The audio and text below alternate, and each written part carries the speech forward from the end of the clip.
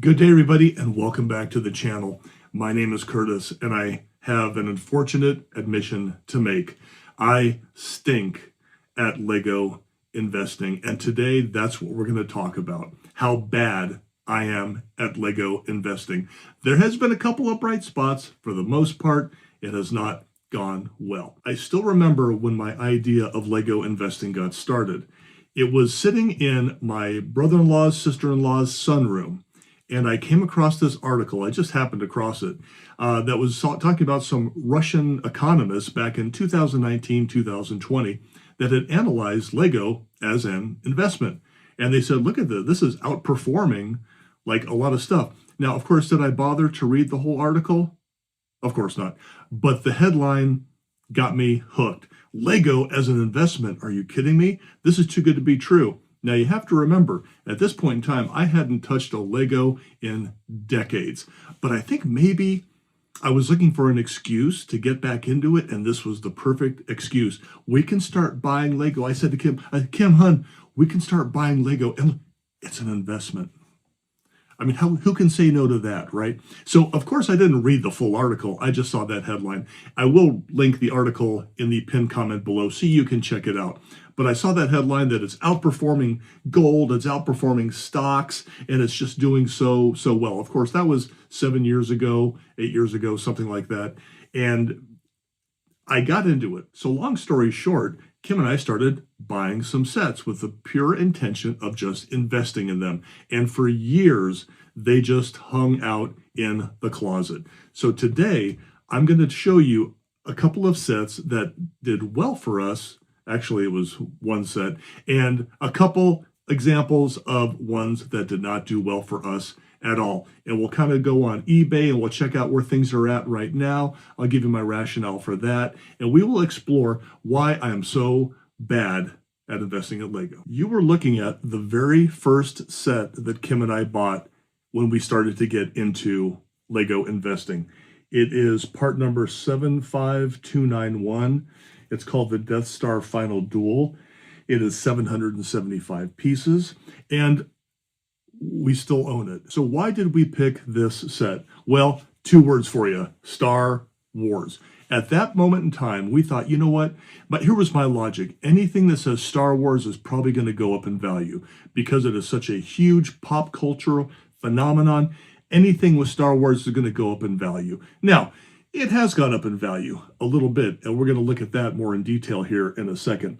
But there's been several times over the years when I have tried to sell this set. Now, when we were into this, I was mostly trying to sell on Facebook Marketplace. Why? Because you don't have to ship. It's free. We can meet up in the Kroger parking lot, the Whole Foods parking lot, and exchange, and it would be good. For the longest time, this set did nothing. It was $100 brand new, and that's what we paid. Mistake number one, we paid full price. If you're investing, you want to buy it for as cheap as you can. The set itself is really, really nice. It's got 5 minifigs. It's got a Luke, a Darth, Palpatine, and 2 Imperial Royal Guards. The set looks it does look really, really nice, but it has not done much in the secondary market that we'll check out in a second. Let's head over to eBay and check out what this set and a couple others that we have bought with investment purposes, how they're doing right now. All right, let's see how my tidy little investment in 75291 Final Duel is doing. So this is the asking price right here. We're looking at about $130 with $10 delivery, $215, somebody's feeling lucky, with free delivery, $145, $16 delivery. That $215 seems to be a bit of an outlier. Here we have $130, $20 or $19 delivery, $130, $10 or $11 delivery. Okay, but you know, that's what people are asking. So what are people actually getting? Let's go to sold items and let's see what we're looking at. So $95 or $96 round up. So less than the original retail price with $12 delivery. 100% complete. Have a built one here for $57. Let's see what else we got. Here's one that went for $110, so only $10 more. Here's one that went for that $129. Another 129. Here's another outlier, one going for 175. Okay. So that's what these have actually sold for recently. The universal accepted price seems to be right around 130. Now, that is from the original price, that is about a 31% increase. 31%, that sounds pretty good. Except when you look at it in real dollars, what that means is over the past 5 years that this set has been retired, you would have earned a whopping $6 a year. Holding on to this set, having it in your closet, keeping it in good shape, keeping it together. So, $6 a year. So this will all kind of tie into when we wrap this thing up later on. So it has gone up in value, but not a ton. Let's look at another set that we bought for investment purposes. We also bought, it was probably a couple months after we got the final dual on the Death Star thing, the 75315, the Imperial Light Cruiser. As a set, a really cool set with some great minifigs. It looks like, I think it's got like 5 minifigs. This originally retailed for, what did it retail for? $160 when it was brand new. So now here's some asking prices. $150. Okay. $144. $125. This has actually lost value. Let's go to sold. Oh, I am looking at sold. My apologies. I am looking at sold. So that's what they're selling for. They're actually selling for less than retail. So not great. Let's see what let's see what the asking price is right now. I forgot I had sold already clicked here. Asking price $140. Asking price $160. And of course, if you're buying this, you got to pay, this $20 shipping fee.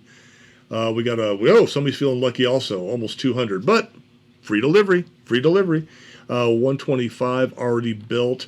So getting this used is probably, even new in box, it's still a good deal. Like I said, what was the original price? Yeah, 160 was the original price.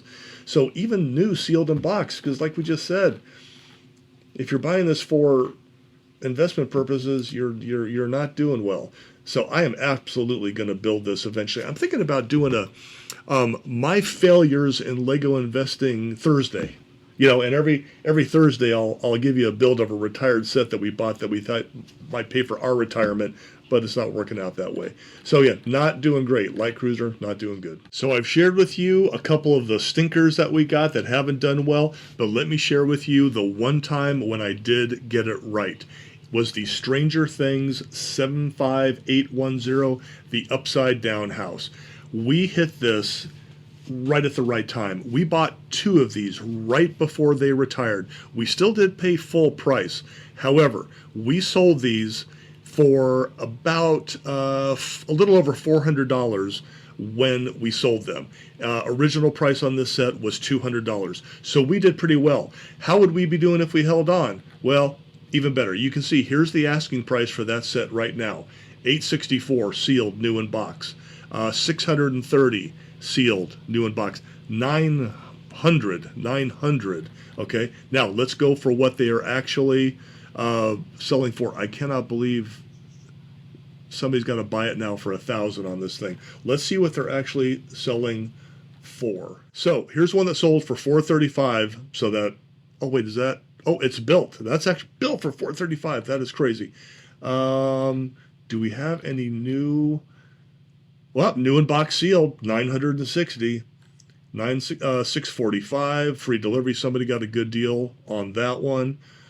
This one sold March 18th, so just a couple days ago from when I'm filming this, for $1,000. But located in South Korea. That's kind of crazy.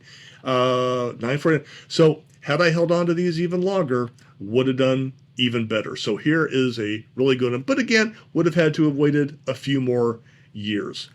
But this is the one that we did where we actually made some money off of it. I really do like to go to eBay because it is a pretty good barometer of where prices are. There are, of course, other marketplaces out there, but it's really nice to be able to see the sold and completed items.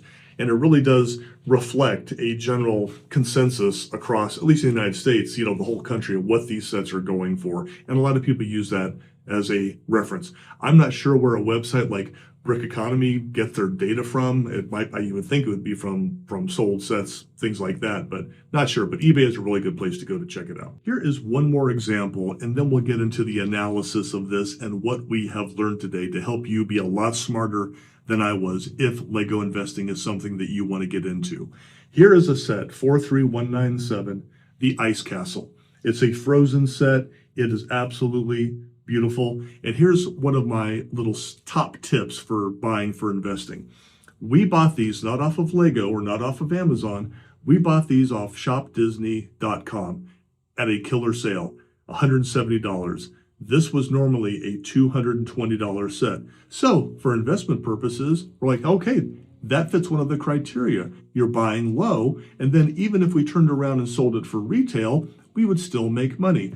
Well, that was several years ago. I have tried 2 or 3 times to sell both of these. Nothing. Crickets. You can barely give these things away. Why is that? Frozen is a hot commodity. People love it. It's actually a beautiful looking set. It's 1,700 pieces. I was like, what's wrong? And it finally dawned on me. It doesn't have minifigs. It's got dolls. Nobody wants dolls. What do all the high-performing sets in the investment world have in common? They have got unique minifigs. That is one takeaway also from this video. Just because you've got a Star Wars set, unless it's got some really cool exclusive minifigs, you are not going to do well on it as an investment. Why? Because since Lego puts out all the instructions with all the parts lists on all their sets, the one thing that really is exclusive are the minifigs, because they don't sell those parts and nobody likes dolls. So we have some plans for this and our other set. We went on Rebrickable. Unfortunately, we have to buy like 900 more pieces, but we're going to combine this with the other one and make a huge mock that we found on Rebrickable that looks absolutely beautiful. So we do have some plans for this. So maybe in the long run, not being able to sell this, basically not being able to give it away, will lead to something positive in the future.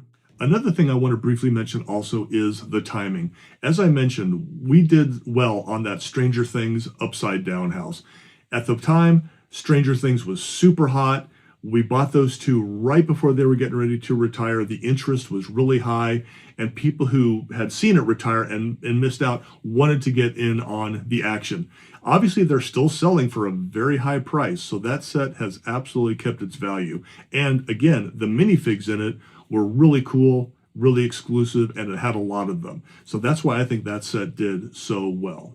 Another thing to consider is, can you really do Lego investing on a large scale? As I mentioned with that set, yes, it has gone up in value, but how many would I have to own and sell in order to really make some decent money off of it? That is a big question. You would have to buy a lot, and you have to store that stuff, and you have to keep it in good shape. For the casual investor, I'm not sure if it's really worth it.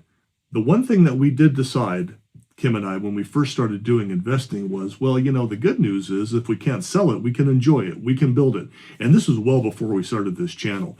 And we have all these sets now, and you see a picture of them over my head right now, and most of them are retired. So I'm only half joking when I say maybe we'll start doing a series on retired sets and start to build those just so we can enjoy them, because they really are cool sets. Another takeaway when you're thinking about investing is that just because it says Star Wars does not mean it is going to go up in value. So just because it has a really high profile IP attached to it doesn't necessarily mean it's going to do well. And finally, I think the last takeaway is that if your timing is not right, you're probably going to miss out on a lot of the buzz. Whenever a set is really hot, or it's associated with a popular TV show or movie that's going on at the time, it may not do so well. And it's even worse if it has bad minifigs or dolls or things like that people just really honestly aren't all that interested in. So timing, like with any investment, timing is critical. So whether you decide to invest because it's a fun thing to do or you want to make some money on it, maybe I'll take these tips. So let's just kind of sum up this whole thing.